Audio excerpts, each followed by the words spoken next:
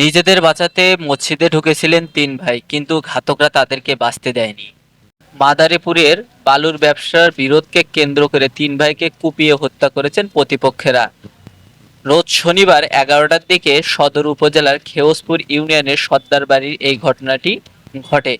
এখানে হামলায় আরও দুজন গুরুতরভাবে আহত হয়েছেন।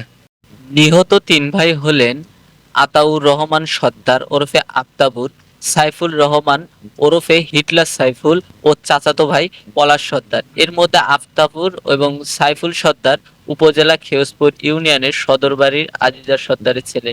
এর মধ্যে সাইফুল ইসলাম স্বেচ্ছাসেবক লীগের সাধারণ সম্পাদক ছিলেন। হামলার সময় বসবাসরত ঘরেও ভাঙচুর ও লুটপাট করে আগুন ধরিয়ে দিয়েছে প্রতিপক্ষরা। এছাড়া এ ঘটনায় পুরো এলাকার থমথমে পরিস্থিতি বিরাজ করছে।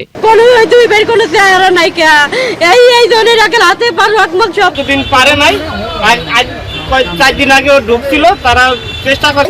আমার কোনো পুলিশ না, হে কলে তোরে শেষে চাঁদা ফেকে ইট ফেকে তারা ফেকে ঘরে আসছিল 3টা সব ধরে